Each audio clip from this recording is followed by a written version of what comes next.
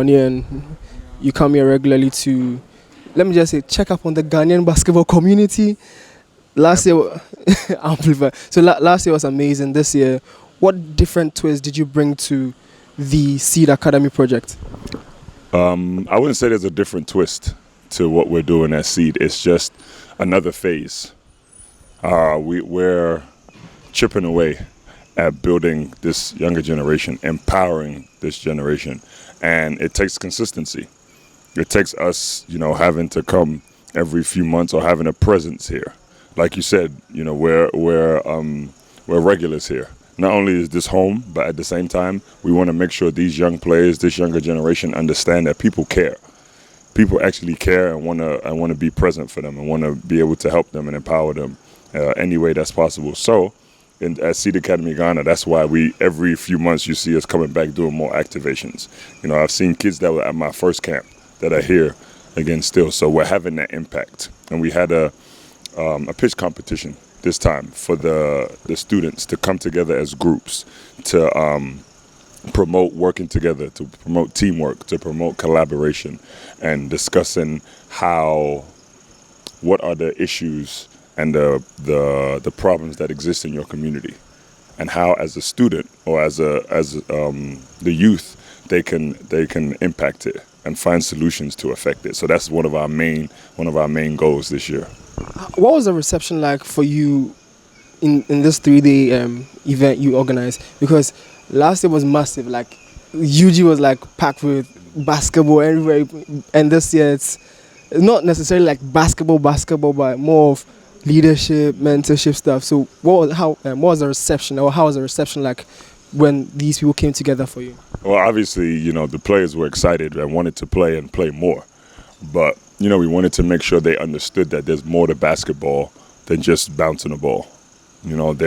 Basketball is bigger than just a sport. It's a tool that's going to allow these kids to unearth their leadership qualities, to breed competitiveness and also confidence, especially in the young girls. Seeing how the young ladies, did their pitches and did their presentations was powerful. Once we gave them a little foundation and gave them a little confidence that they could do this, that's all they needed. Expand a little bit on the Ball for Her project. Well, the Ball for Her project was under 23 identification camp for BAL. They're going to ultimately have a women's league, which is amazing. So they're going around respective countries to look and identify talent to start putting these teams together. And obviously, when they spoke about coming to Ghana, we had to make sure we gave the platform for the young ladies also.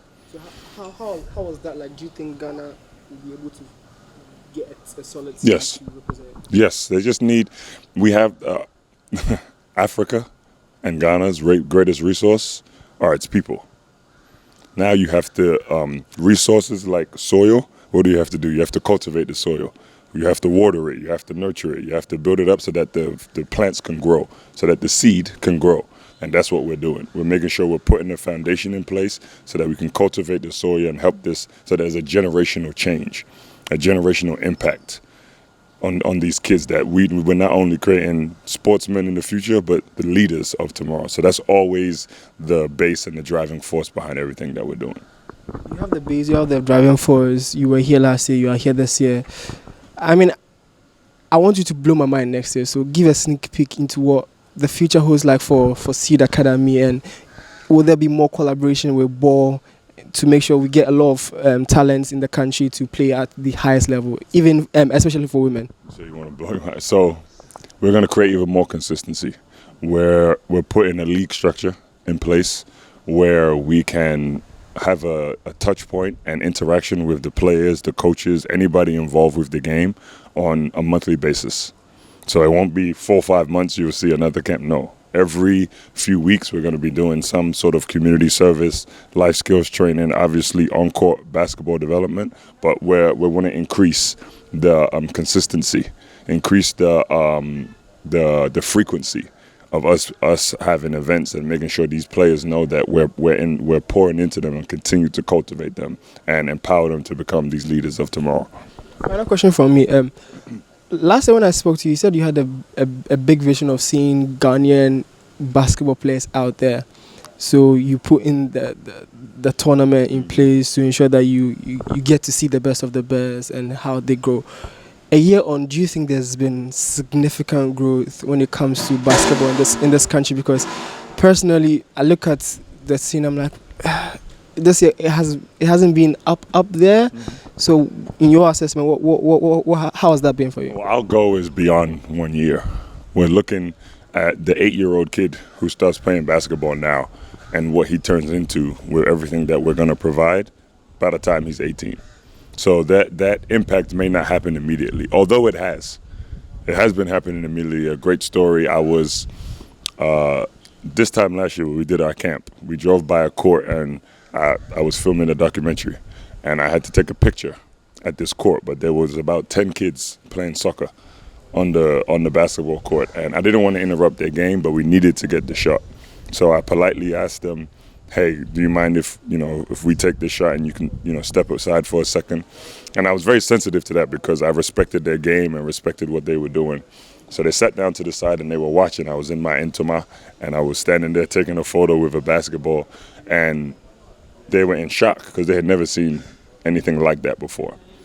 And so, after we, gave them a couple CDs for their, thanking them for their time, and then we gave them the basketball, just as a token of our appreciation. I'm walking back to the car, and I hear a ball bouncing. I turn around, the same kids that were playing soccer were now playing basketball. And that shows the immediate impact. And, people could say, oh, we introduced them to something immediately. Probably they went back to soccer soon after. A week later, we drove back by the same court. Same kids were playing basketball still.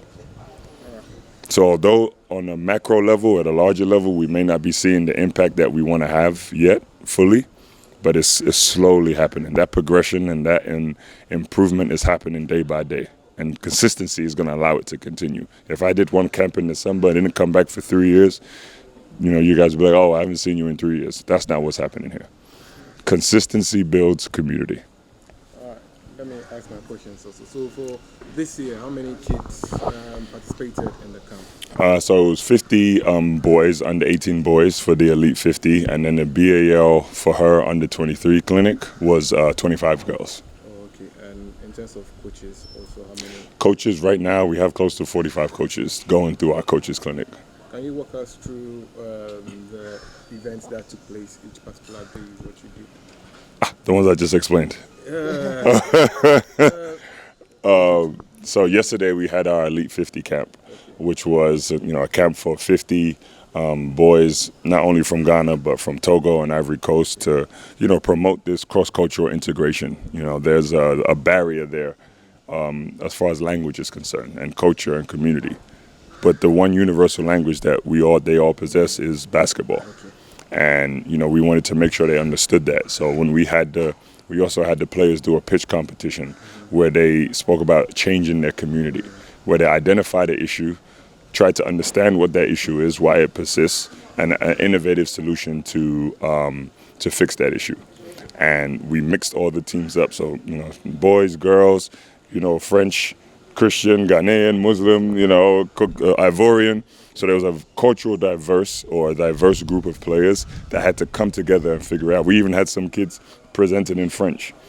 Yeah, and it was great to see how quickly over one night they came together.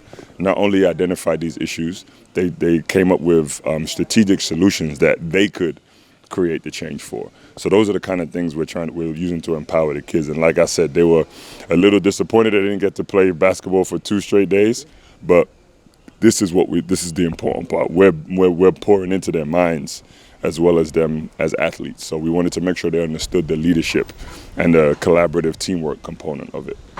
And then today we have our coaches clinic where we're empowering the coaches and teaching them about the power that they possess, the power that they hold in their hands. My first coach that I met when I was introduced to basketball at 12, he changed my life. And they have to understand that they have the chance to change these kids' lives too.